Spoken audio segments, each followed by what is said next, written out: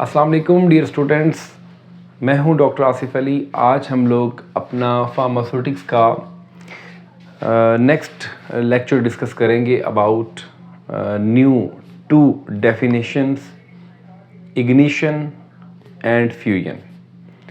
Fusion हम पहले उसके बारे में बात करेंगे और इग्निशन की उसके बाद। हम प्रीवियस लेक्चर में भी कुछ ऐसी चीज़ें डिस्कस कर चुके हैं जो कि फार्मास्यूटिक्स में उन प्रोसेस की काफ़ी ज़्यादा एप्लीकेशंस हैं। हम इवेपोरेशन पे, ई फ्लोरेसेंस पे, एल्यूट्रिएशन पे, एक्सीकेशन पे काफ़ी चीज़ें लास्ट लेक्चर में डिस्कस कर चुके हैं। आज फ्यूजन की सबसे पहले डेफिनेशन। फ्यूजन का मतलब है वेपोराइजेशन की तरह फ्यूजन भी एक फेज चेंज है। वेपोराइजेशन में जो फेज था वो लिक्विड टू गैस था, लेकिन यहाँ फ्यूजन में वो सॉलिड टू लिक्विड है। कोई भी चीज़ है वो सॉलिड से जब लिक्विड में कन्वर्ट होगी, हम कहेंगे वो फ्यूज़ हो चुकी है, उसकी फ्यूजन हो चुकी है, पिघल चुकी है। पिघलना अक्सर हम देखते हैं कि जो घी है जब हम उसको हीट देते हैं तो वो ऑयल की शक्ल इख्तियार कर जाता है, वो मेल्ट हो जाता है। तो मेल्ट होना, किसी भी सॉलिड का मेल्ट होना फ्यूजन कहलाता है। फ्यूज फेज चेंज है। Heating the solid until it melts is called fusion। आसान सी डेफिनेशन, क्लियर कर लें ये point. Heating the solid until it melts is called fusion। क्या है ऐसी एप्लीकेशन, क्या है फ्यूजन के बारे में फार्मेसी के अंदर इसकी एप्लीकेशंस? तो फर्स्ट है, fusion process is used for the making ointments, for making creams, lotions, for making suppositories। ये चारों डोजेज फॉर्म आप जानते हैं। Semi solid doses form intended for the external use, creams, lotions and suppositories। suppositories जो हैं वो melt होती हैं बॉडी टेम्परेचर पे और मेडिकेमेंट्स को हमारी लोकल और सिस्टेमिक इफेक्ट के लिए हमारी बॉडी तक पहुंचाती है। नेक्स्ट क्या है एप्लीकेशन फ्यूजन की? नेक्स्ट है मिक्सिंग प्रोसेस। हम फ्यूजन के प्रोसेस से चीज़ों को मिक्स करना आसान है, चीज़ों की मिक्सिंग आसान है। बड़ी अच्छी एग्जांपल देता हूँ आपको। सिंपल ऑइंटमेंट जिसमें आप जो है हार्ड पैराफिन, सीटोस्टीराइल अल्कोहल, उसके अलावा वाइट पैराफिन और वूल फैट, ये 4 चीज़ें मिक्स करते हैं।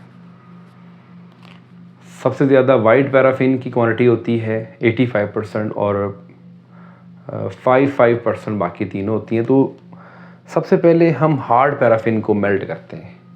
वो देखें आप, चीज़ें मिक्स हो रही हैं, ऑइंटमेंट बन रही है, तो उसमें जो हीट करके चीज़ों को हमने सॉलिड से लिक्विड में कन्वर्ट किया, दिस इज़ फ्यूजन। मैंने एक आपको प्रैक्टिकली उसकी एग्जांपल दी है कि ऑइंटमेंट या सल्फर ऑइंटमेंट जो आमतौर पे हम यूज़ कर रहे होते हैं उसके लिए। इग्निशन नेक्स्ट पॉइंट है आज का, इग्निशन। हीट करो अनटिल जो कार्बन का पोर्शन है, कार्बोनियस पार्ट जो है वो बर्न हो जाए, इनऑर्गेनिक रेजिड्यूज जो हैं वो बाकी रह जाए। दोबारा सुन लें, हीट करें कि उसका कार्बोनियस पोर्शन जिसमें कार्बन है, ऑर्गेनिक पार्ट उसका बर्न हो जाए और इनऑर्गेनिक रेजिड्यूज जो हैं वो बच जाएं। इसे कहते हैं इग्निशन, जलना एट हाई टेम्परेचर। एप्लीकेशन क्या है? पहली, standardization test to evaluate the quality and purity. यानी कि जब हम किसी चीज़ की क्वालिटी एंड प्योरिटी चेक करनी है तो हम इग्निशन का प्रोसेस परफॉर्म करवाते हैं। और किसी चीज़ के बारे में ये जानना ये कितने % खालिस है। मैं आपको छोटी सी एग्जांपल देता हूँ। जब हम ओर से मेटल को हासिल करते हैं, हम ओर की इग्निशन करते हैं कि मेटल का जो पोर्शन है वो सेपरेट होता है, फिर हम उसकी मज़ीद जो है वो उसकी प्योरीफिकेशन की प्रोसेस उसको गुजारते हैं। तो यहाँ पर भी हम किसी भी मालिक्यूल के दो पोर्शन हैं, किसी भी सब्सटेंस के, ऑर्गेनिक और इनऑर्गेनिक। ऑर्गेनिक को बर्न कर दो, पीछे इनऑर्गेनिक बचेगा, दिस इज इग्निशन। स्टेरिलाइजेशन, जरासीम से पाक करना, the physical control of bacteria, this is sterilization by using heat, by using radiations.